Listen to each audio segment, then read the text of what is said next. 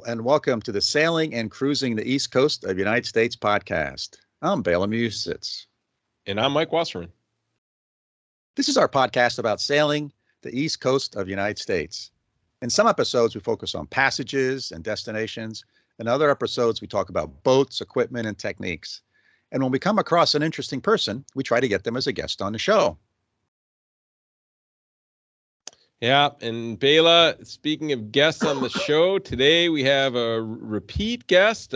This is part two of a two-part conversation with our old friend, Mike Malekoff. He was a guest back in episode 66 and 72 and 73 and another two-parter 77 and 78.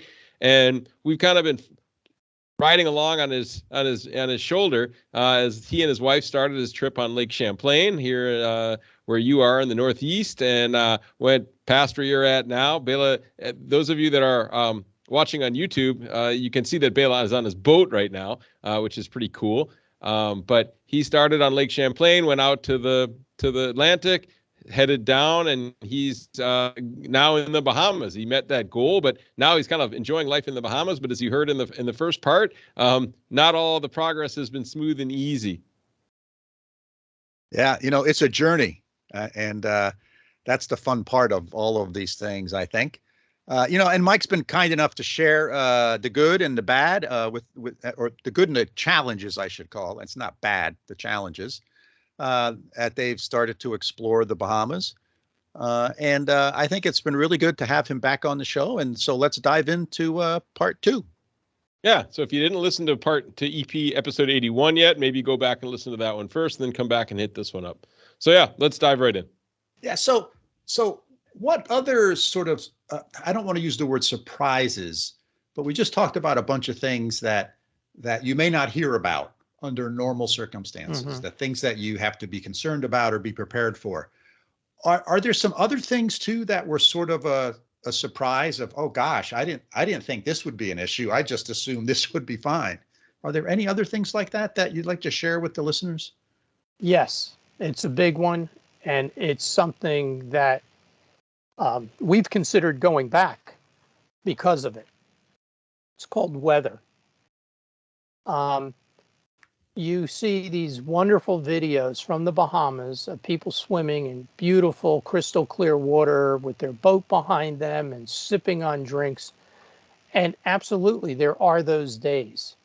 But there are also the other side, and what we didn't anticipate, and some people said it's because we left earlier during the winter. The winds here are hellacious. And I've admitted we're not big time seasoned sailors. We're very conservative. And you're also, in moving through the islands, is that when you're moving from one island group to the other, you're not talking about 10 miles or going down the ICW a little bit. And if you have a problem, you pull over. You're talking about 50, 60, 70 miles, give or take, which isn't a lot. But you're going over open water on the ocean, and the seas here can be challenging. But so far, we've found that we've been stuck in marinas and places for 2 weeks because of the wind.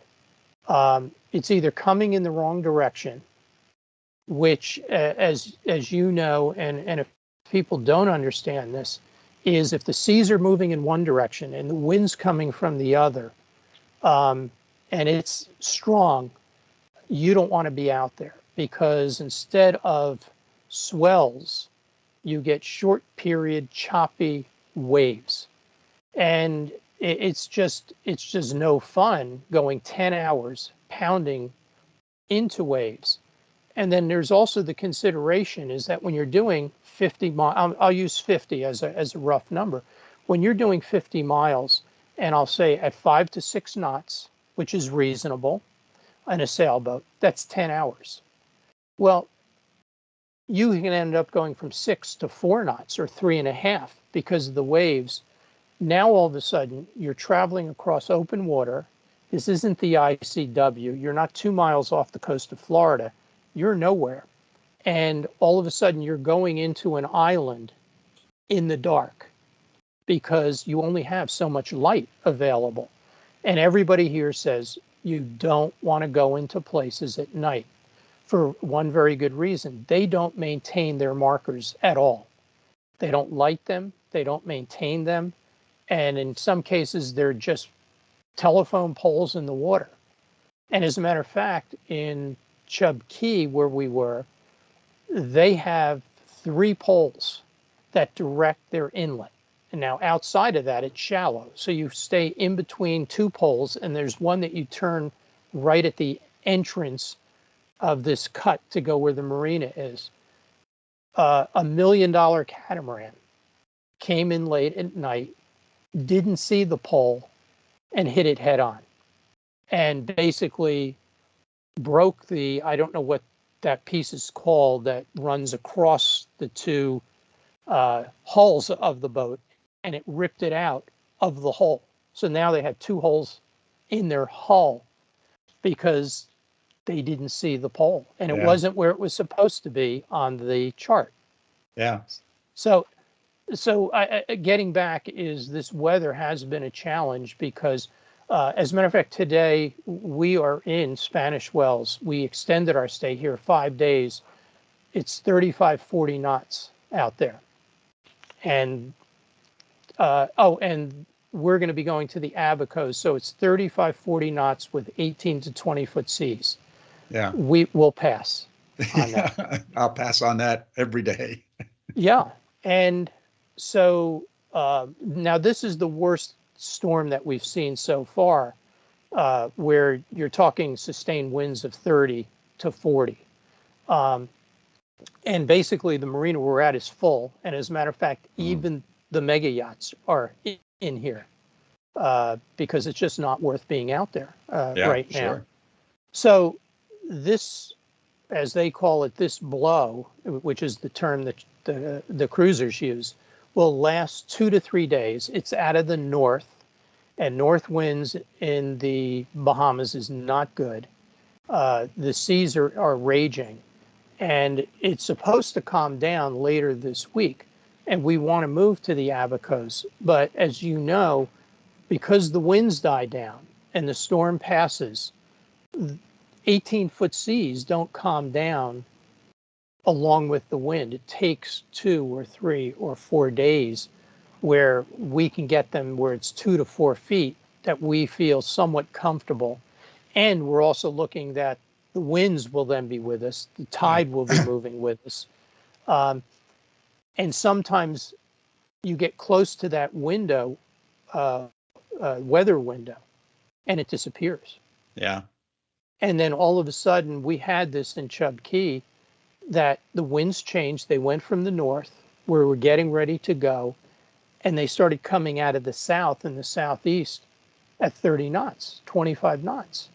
Well, it was like, well, wait a second, that's 5 foot, 6 foot. We're not going. Yeah.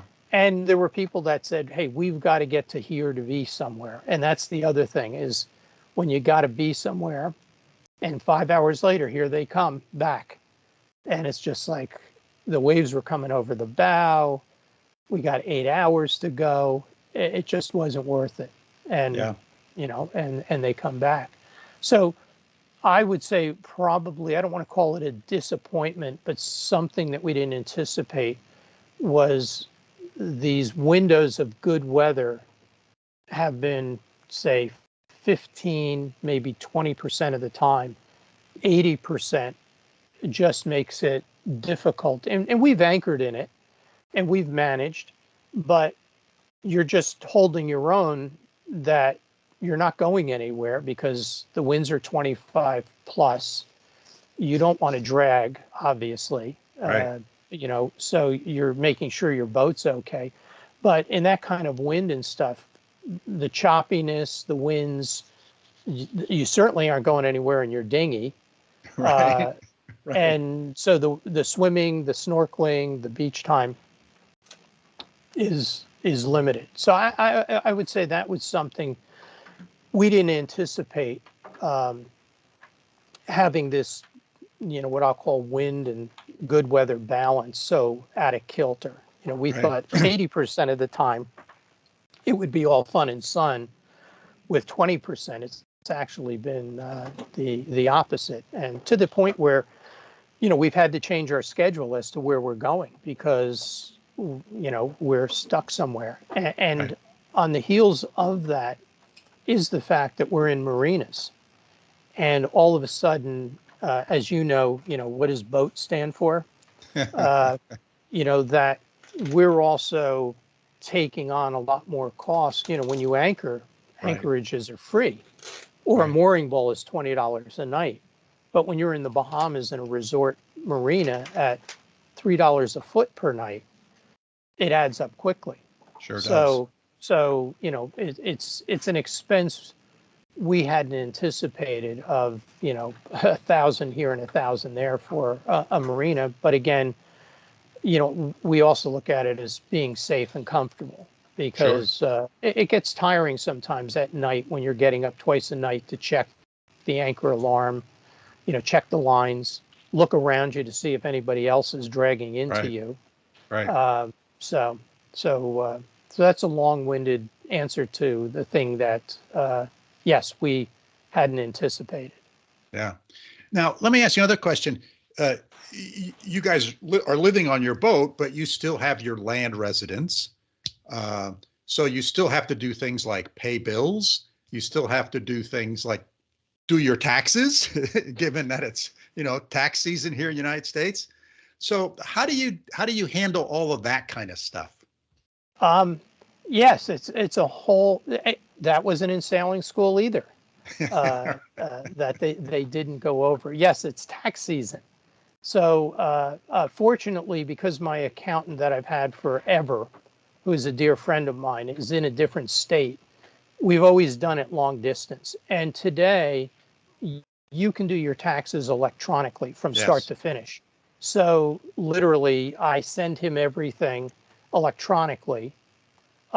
He then plugs it into an electronic form, which spits out your tax form, which he electronically sends to me to sign electronically. And then this is the first year I've done it. You normally, if you have to pay, and unfortunately I'm usually in that category, is that, he sends me a form with the envelope and everything, you put the check in and it goes. Well, I can't do that this year, but the IRS and Vermont both have online payment systems, Yeah. which, you just go on, and I transferred the funds and took care of that. Now, so that was pretty seamless, other than the pain of paying taxes that Well, you face every year. I mean, I do the same way, do it all electronically. Yeah. But I have a nice, solid connection to the internet that is pretty darn reliable. And, if you didn't have Starlink, think about a year ago Yes. if you were doing this, right? Pre-Starlink, all of a sudden your sort of dependencies on all of that, being able to do all of that electronically. And like you said, you can get stuck someplace for 2 weeks. And if you didn't have Starlink, you might not have internet access for 2 weeks.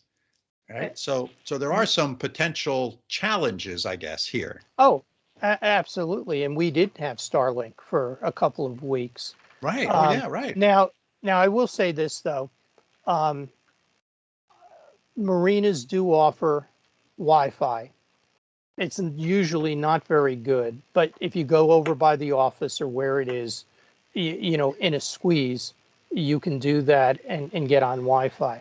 But you also have other ways to connect to the internet that, in our case, I have an overseas Verizon plan with my phone, and I can actually connect to the phone to get a signal so that I can get online using that. So there are ways, and I won't get into all the other ways that other people do it, but other people also buy local Yes. phone connections here. There are a couple of things that you can do here with the local phone companies so that you can be connected. Now, it's not going to give you what Starlink does, but you can get by. Now, Yeah. what we did, which has been a godsend for us, is we are set up with all of our mail and correspondence, everything like that. We have a central mail system. It's Green Cove Springs is. St. Brendan's Isle is the name of the service. Yeah, I'm checking. It's called St. Bernard's Isle in Florida. St. Brennan's. St. Brennan's Isle. And basically what it is, they set up an address for you so that it's not a post office box, but an actual, a location. And we have redirected. I still have my post office box in Vermont, which I've always used. You don't use a mailing address in Vermont, and that's another story of how you get your mail in Vermont. So we redirected all of that to this location, and we've changed our address to this location in most cases. So all of our mail goes there. My wife gets it electronically. So they scan the envelopes and she can see what's coming into that mail system. And then she can say to them, you know what, this is junk, this is junk, this is junk, destroy it. And they destroy it. If we need to see something, they'll open it, scan it, and send it to us if we have to look at it. Or they will forward it to you at another address. So we've had our mail forwarded to us to a friend in Palm Beach when we were there. Okay. So, but right now we're just doing it electronically.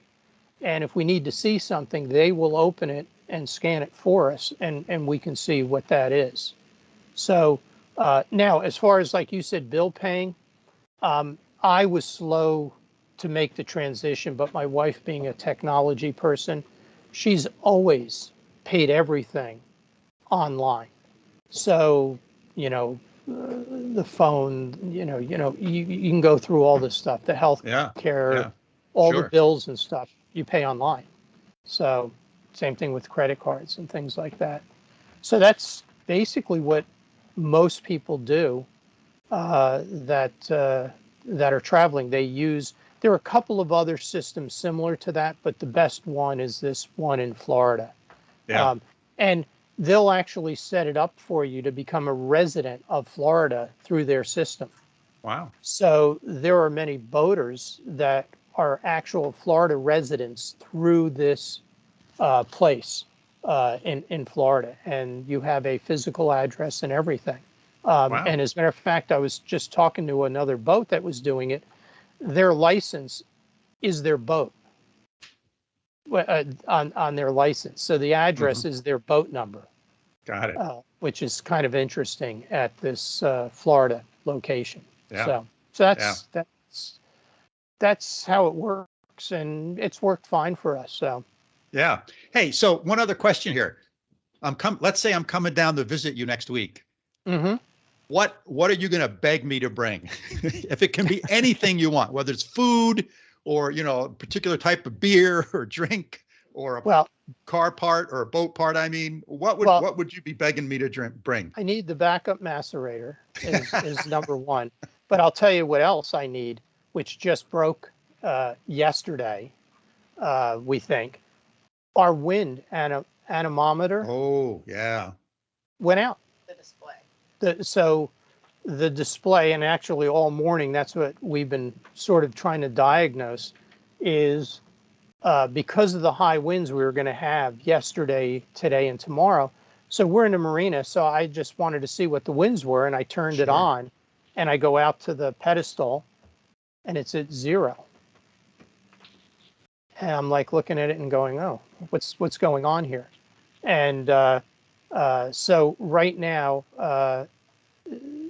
the anemometer is not working. And we've tried to we've diagnosed it. The scary thing is we almost know what we're doing now with some of this electrical. But for people that don't know, the anemometer is a funny thing that sits at the top of your mast, which is 50 to 60 feet up, and it's a little thing that spins and has little cups on it, and it spins, and the faster it spins, it's giving you your wind speed. And cable runs our salon where it connects, the connections are that then run to the nav station, which then run up into the cockpit. And, we've diagnosed that everything is working, and we actually think it's the actual dial in the cockpit that is not responding. And it's the display, and it's, oh, you have the same boat. You have the Raymarine or Raytheon. Yeah, Raymarine. Yeah. I have Raymarine stuff. Yeah. Yeah. So it's the wind display, and it's still showing wind direction. So it's got power. It's showing wind direction, but the speed is at 0. So you can bring one of those over. Okay. I can actually stop at my boat and take it off my boat for you if we can't buy one. Well, my wife is looking. You can get them on eBay. But the other thing, which she's going to do, I hope, was on Facebook. You post that here's where we are. It went out. Does anybody have a spare they want to sell? Oh. And it's amazing how you'll see people ask for things. And well, as a matter of fact, we were just watching something where someone needed the heavy duty sewing machine because something ripped with their sails, and you can't use a regular sewing machine. Right. And they put something out to the people in the Anchorage where they were, and someone said, "Yep, I've got one. Here, you can come by and borrow it." Wow. So very nice. So you want me to keep going with my list, and will you be leaving tomorrow? Yes and yes. Let's see. So we've been chatting now for about 50 minutes, Mike. Yep. What other words of wisdom do you want to share before we sort of wrap this one up? I think at this part of our trip, I would say that we've certainly enjoyed our time here, and just traveling to these different islands, meeting the local people, see how they handle things. And I would say you have to be flexible all the time.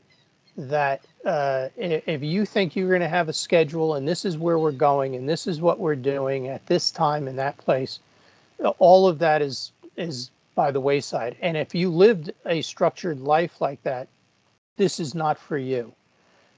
You'll go crazy and you may not survive. And it's been tough because my wife and I are both pretty well organized people. So having to say, okay, we're just not doing anything today and we're not going anywhere, even though we wanted to. Yes. So I would say that's been a learning experience. And then also just being able to adapt that, as I said, the stores, the grocery stores, the restaurants. As a matter of fact, in Great Harbor, in the Berry Islands, the whole area where we were had 2 places to eat. And they may or may not be open. Mm-hmm. And we went to the one place and we sat there and they came out and they said, okay, what would you like? Well, do you have a menu? No. Well, what do you have? We got shrimp, we got chicken, and we got pork. Okay. And that's, and it was just like, well, what does it come with? Or do you get it? It's just a different world. And it turned out the food was really, really good, but it was like, you're just taking your chances. Yeah. And they didn't have any alcohol, so you couldn't get any alcohol. And then we're finished eating and she comes out with the bill and we said, well, do you have any dessert? Not today. Yeah. It's not, as you said early on, it's not sort of what we are accustomed to. No, right? It is not what we are accustomed to. And you make those adjustments. And also in these remote places, and I don't mean to sound uppity in this sense, but in the US, when you go into places like a hotel or a restaurant, 99% of the time, the place is clean. You know, we have standards that we must maintain.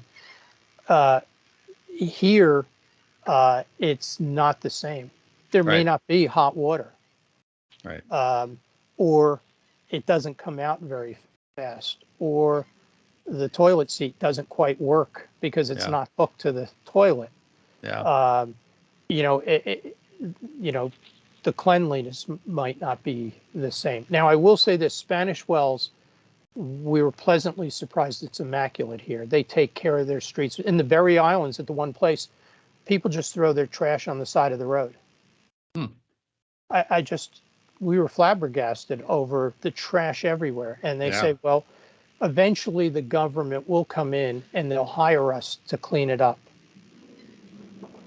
You know, so again, you're not in Kansas anymore, and you know you have to adapt for some of these things. As I said, Spanish Wells, where we are, is immaculate. The marina we're at is immaculate. So that was Yeah.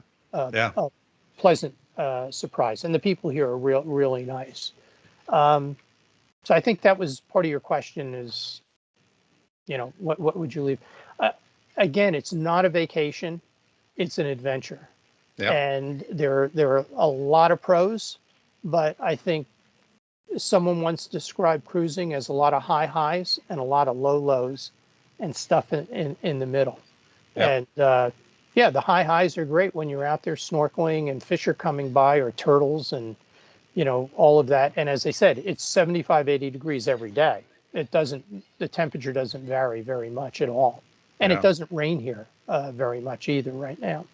So most days are sunny, but it's some of those other challenges, as I said, especially when things break. Our dinghy crapped out on us, the engine one day.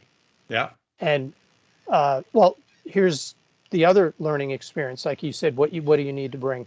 I was so excited that we bought a propane engine. I might have mentioned that to you, for our dinghy. It's a 5 Yeah. horsepower propane engine.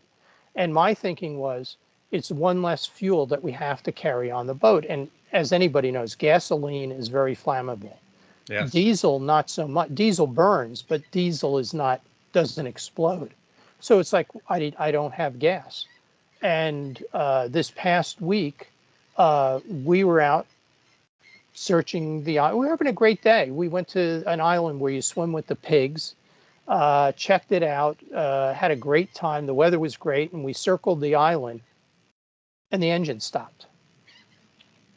And I rode for an hour and a half into the winds to get back to the boat. I got blisters on my hand. I couldn't get the thing started. And we then came back into the marina, because you can't go very far without a dinghy. Yeah. if you're anchoring. And oh, and at the same time, our generator quit on the boat. So now I've got two things not working. Anyway, we came in 3 days on this propane engine. And my mistake was, as others reminded me, that nobody's ever seen one of these. You can't get parts. No one knows how to work on them. And the realization was, when I went to a couple of the marine stores here, because they do have a big fishing community here, they just shook their heads. No, Right. no. Right. Maybe if you had a gas engine, we could take a look at it. So I fortunately called the head office in the United States, and the guy was nice enough to walk me through 3 days on my own, because it was a weekend. You couldn't get anybody. Took everything apart, put it back together. Turns out it was the spark plug. Put a new spark plug in and fired up, and it's been working. And the marine store had the spark plug. Yeah. But Oh, good. so anyway, that's just, you know, one of those things. You're always fixing things, and it doesn't matter whether you have a new boat, an old boat, or an expensive boat. Everybody has issues Right. with their boats, and everybody's in the state of fixing them. So, Right. but we've enjoyed it, and we're surviving out here. And hopefully, when this thing passes through, we're going to be moving on to the Abacos at the end of the week. Yeah. So let's touch base again when you go to the Sure. Abacos, or maybe, in a few more weeks beyond that, and we'll get another update. Mike, it was great chatting with you. Yeah, it's been a lot of fun. It gives me a break. I've been swearing this morning over this stupid wind speed thing. So it was nice getting an hour break to forget about that, and you can be my psychologist. I can complain to you about this Yes. stuff. Do you know how to fix them, by the way? I do not. As you were talking to me about your wind speed indicator, last summer I had like a day where mine went to 0. Yes. And I was like, what's going on? And it was some setting that I had inadvertently changed. Oh. Right? Because the direction still worked, Mm-hmm. but the direction's a different sensor. Yes. But the wind speed indicator went to 0, and I go like, what the heck's going on here? And it was something about there's the wind speed, then there's the relative wind speed, or the apparent wind speed, right? Yeah. There's actual and apparent. And Mhm. then there was something else. And I think when I was kind of paging through on the display head itself, I Right. hit some button by mistake, and I did something to it. But it took me the better part of a day to stumble across that again. Yeah, we've kind of gone through that with, Yeah. the different buttons and stuff that, did I hit something? But it seems to be getting the information from the top of the mast, but it's just not registering on the display. So Yeah. we think it's display head. the display right now. So fortunately, there's an electrical engineer next to me in the next boat over, and I might go over there and see if he has any ideas. But that's what cruising is all about. And the display head's a lot easier to take out than to climb all the way to the top of your mast. I'm not going to say anything. My wife's sitting close by, and she's the one that goes up there.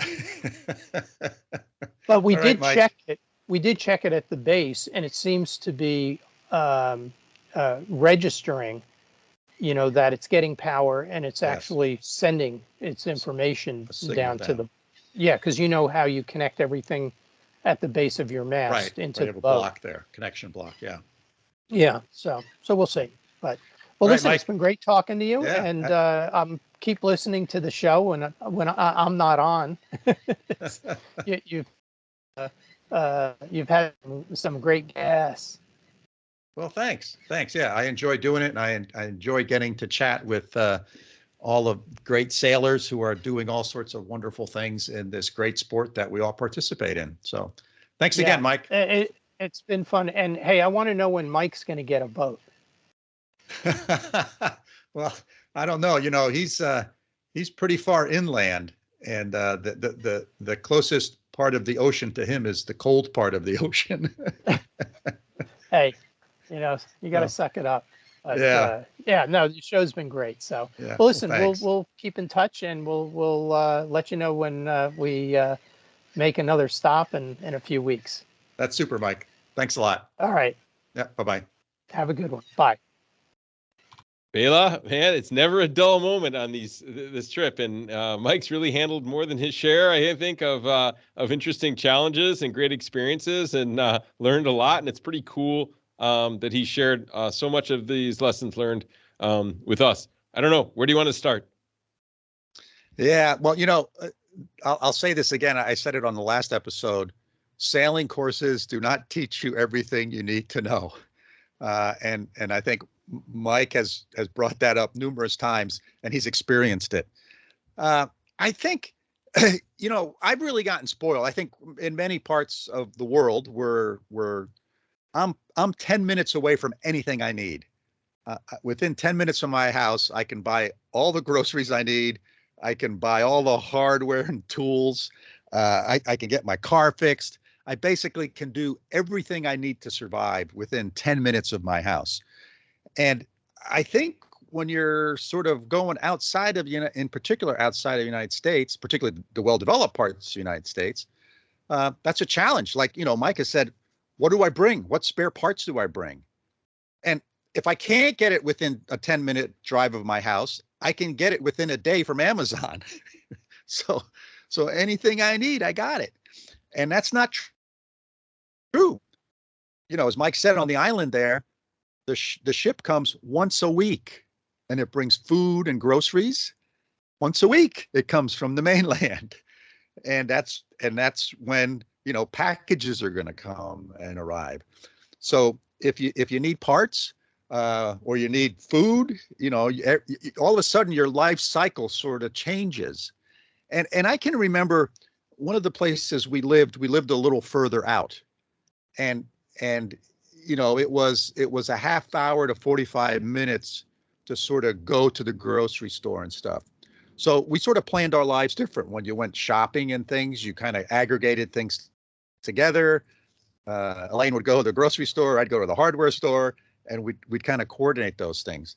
And I think, being outside of the United States, that's a really interesting thing. That's, again, goes into the logistics of planning these things. Yeah, I totally agree. It's interesting. One of the elements of maybe falls under planning or more into implementation, I really like some of the tech tools that Mike used to keep connected kind of both physically and digitally to home base. You're talking about taxes and mail and all this stuff. Now, yeah. I know you're pretty up on tech for a guy in your age bracket. I don't want to give your age away or anything, but I've always liked to kind of hear your insights. Is there anything else in this vein that if you were doing a long distance kind of trip like this that you've seen or you use that might be handy? Yeah, so that's a really good point, because the interesting thing is the following. There's a fair number of people these days, whether it's land-based or whether they're on a boat or whether they're hiking the Appalachian Trail, they're sort of gone from their home base for long periods of time. And what the digital era has done for us, it's made things like banking and paying your bills, all those things possible online. I mean, could you imagine, if you were like my son and his wife hiked the Pacific Crest Trail, that was like a 2.5-month journey that they were off the grid for the most part. And they had an apartment, they had bills to pay and all that kind of stuff. Interesting thing is there's services, and Mike talked about these, that services you can get that you have all of your mail go to there, and they'll, as he said, pictures of it, they'll email those to you, and then you can decide what needs to be done. Most of your bills you can pay electronically these days. So here again, it depends on an internet connection, and you'll talk to many cruisers who cherish that internet connection, and there's all sorts of gizmos and amplifiers and antennas and super antennas you can buy for a boat so that you can get a further reach on either your cell phone connection or the Wi-Fi connection that's floating around out there. So I think it's possible, but here again, it just takes some planning, Mike. It's not impossible. Yeah. And even things like a virtual private network or a VPN, there are some sites here in Germany that I can't get to, or they're geographically controlled. So it makes it hard if I want to, say, access a bank account or something like this. So that's something, if you're going to an international destination, to keep in mind. It's funny, Bela, we're old, and, I remember going away for a month, not that long ago, and you had to have somebody had the key to your house with the mailbox. Yes. And they would open your mail for you, a friend or a neighbor or a relative, and they would open your bills, and you'd have to leave some checks, right, signed, and then they would fill them out and put them in the envelope, and you'd leave it with a stamp on it, and then they'd have to put them back in the mailbox again. And it's amazing how much progress we made, really, I would say 15 or 20 years ago, that was still done, right? So if you're young, you don't remember those times, and if you're old, it's like distant past. But really incredible technological progress in 2 decades, right? In one generation of civilization, right? That has made this kind of mobility totally feasible. And you extend this one bit from people who are sailing or hiking to digital nomads who are living anywhere in the world and doing a job, remotely, right? That it's really possible to do all of these things. And even though we've been here in Germany for 5 years, there's still some parts of our life that are based in the U.S. And through technology, right, we can keep connections this way, both physically and digitally. But yeah, there's a whole plethora of tools. And again, I think this needs to be part of the planning. And again, kind of talking to people like Mike Malekoff, who's spent time in a different country. That's probably worth seeking that advice out for sailors who are thinking about spending some time outside U.S. waters. Yeah, there's all those things you got to think about, right? I'm not going to be home for a month or 2 months. Yep. And all of this technology, as you said, has made this mobility much easier for everyone to do. And there's services that'll help take the place of your aunt or your uncle or your neighbor or your friend who came over to your house and looked at your mail. Yeah. There's even robots to to water your plants while you're gone. We have one. It's kind of cool. Yeah. But The other thing I wanted to talk about. Oh, sorry. Go ahead. Go ahead.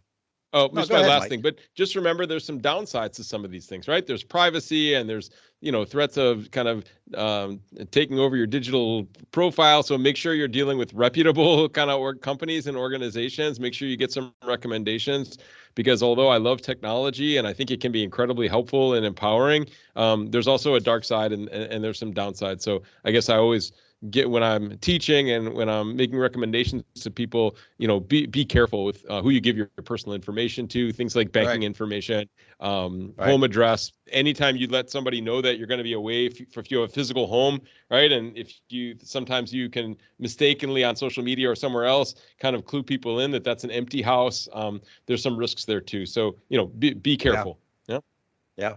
It takes a little bit of thinking, right? Because these are new things that we haven't experienced in the past, and things that make it easier for you may also make it easier for other people who may not have all good intentions. Yep. Yeah. Hey, the other thing I wanted to talk about is weather. And like I got here yesterday, and today I wouldn't go sailing yesterday or today, and I don't know about tomorrow. And so another part of what Malekoff is doing, is this notion of sometimes you don't have to, but it makes sense, and it's the smart thing to do, is you end up sitting someplace for a week because you're waiting for a weather window to pass. Particularly if you want to go in a particular direction, then you want the wind to come from a relatively particular direction as well. So I think that's another thing that people don't think about. It's not like just hopping in your car and saying, it's raining out, I don't care. It's windy out, I don't care. It doesn't matter. It's sunny out, I don't care. I just hop in my car and go. You're on a boat, particularly a sailboat. You have a little bit more constraints that limit when you can go. Now, I will say that the weather tools available these days are really, really good. There are apps that you can have that'll tell you what the wind is basically anywhere in the world. And it'll predict what the wind is for the next, it goes out for a week. I'd put, it's pretty damn accurate for the next 36 hours and maybe even up to 3 days. But so those are just tools that now you can use for looking at the weather, looking at wave heights. I can get on an app, it'll tell me how big the waves are out in Long Island Sound. And because sometimes the weather is nice, but the waves are still big. So there's all these great things that you can get that are pretty low cost. And again, this technology and all this digital stuff has made it available to sort of the average sailor, average boater. Yeah, this is really cool, Bela. And again, we encourage people to experiment and try. There's different ones. Try what's best for you and what interface you like, and it has good coverage in the areas that you're traveling to. But these are good for convenience, but also really good for safety, I think, as well. Yeah, absolutely. I agree. Yeah. Time to wrap it up. Yeah, let's wrap this up. Listeners, thanks again for joining us, and thanks again to Mike Malekoff for kind of letting us ride along his journey. We hope you found this episode and conversation interesting and thought-provoking. As always, if you have questions about what we've discussed, please feel free to get in touch with us. Our email is sailingtheeast, that's all one word, @gmail.com. Yeah, and if you enjoyed the podcast, hit that follow button on your favorite podcasting application. So until next time, signing off from the boat in Narragansett Bay. See y'all soon. Sounds great, Bela. I hope the weather turns and you get out there and get out on the water. From over here in Münster, Germany, see you next time.